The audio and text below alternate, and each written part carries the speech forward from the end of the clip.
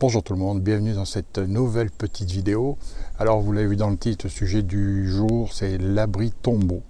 Donc lors du dernier live avec Pascal et Nico, on a évoqué la possibilité d'évacuer le domicile et je vous avais précisé que pour moi c'était réellement la dernière des options. Mais au cas où, je me suis dit que ça serait bien de vous montrer ce qui est pour moi l'abri indispensable à connaître, ce qu'on appelle l'abri tombeau, qui vous permet de réaliser un abri convenable dans un temps limité, avec très peu de matériel. Alors vous voyez, on a quand même pas mal de neige, les températures sont toujours en négatif, en très très négatif. Et on va profiter donc de la dernière tombée de neige. On va profiter aussi de la déclinaison du terrain. Comme vous pouvez le voir ici, un petit creux qui va nous servir justement, qui va nous faciliter la tâche pour creuser notre abri. Pour ce faire, on va utiliser très peu de matériel. Donc voilà, mes bâches. Ici, une très grande bâche, la grise, et une beaucoup plus petite, la bleue à côté. Et pour creuser, on va utiliser la pelle. Alors, contrairement à ce qu'on peut penser, c'est pas excessivement long à faire. Ce que je vais faire, c'est que pour vous éviter d'avoir une vidéo de 30 minutes, je vais creuser, je vais pratiquer toutes les opérations nécessaires pour être capable d'établir l'abri. Et une fois qu'il sera fini, qu'il sera monté, on en fera le tour, tous ensemble, pour voir un petit peu comment ça se passe, à quoi ça correspond, les avantages et les inconvénients. Voilà, donc je vous reviens dans quelques minutes, peut-être à peu près une quinzaine, 20 minutes, 25 minutes maximum, et l'abri devrait être prêt. Allez, à tout à l'heure.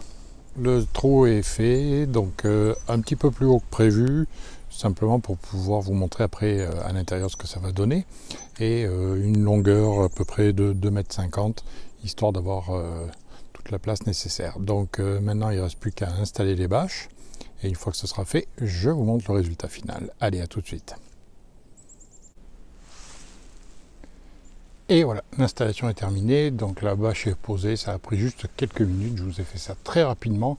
De toute façon, on n'est pas dans une émission de décoration d'intérieur, le but c'est l'efficacité. Donc la bâche qui est très grande dépasse à peu près par rapport au trou d'un bon 1,50 m de chaque côté. Alors la neige un peu lourde, ça permet de bien la caler, je peux vous assurer que c'est bien tendu et qu'il n'y a pas de problème, ça risque pas de s'effondrer. Au contraire, plus il va neiger, au plus la neige qui soutient va s'alourdir, et la neige sur le dessus, à la limite, on est toujours à temps de l'enlever. Donc vous voyez, à l'intérieur, j'ai juste mis la bâche bleue, la deuxième bâche, doublée, ce qui permet de s'isoler du sol. Idéalement, ce serait de mettre récupérer des branches de pin, de sapin, et de se faire un bon tapis en dessous pour s'isoler un petit peu plus. Mais dans l'urgence, ça peut toujours être utile.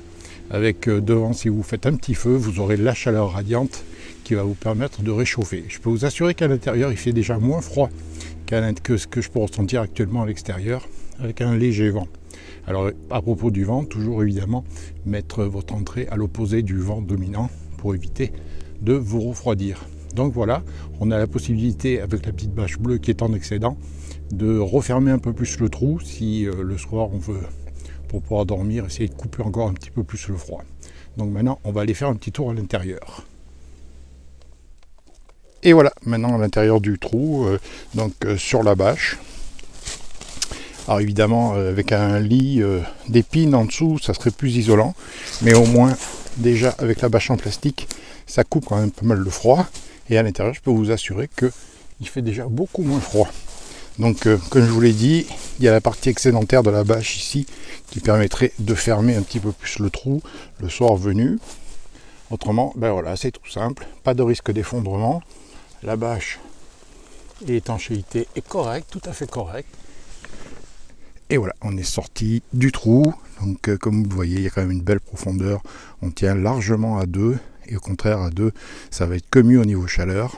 Vous avez la possibilité, si le feu s'éteint ou si vous ne voulez pas faire de feu, d'utiliser l'excédent de bâche ici pour refermer votre trou.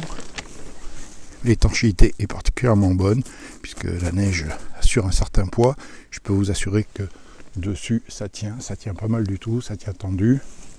Voilà, donc c'est ce que je voulais vous montrer, un petit abri d'urgence que tout le monde devrait connaître et être capable de faire dans un temps quand même assez record et qui vous permet de vous abriter en situation d'extrême urgence évidemment. Donc c'est tout, et puis on se revoit très bientôt pour d'autres aventures. Merci, au revoir.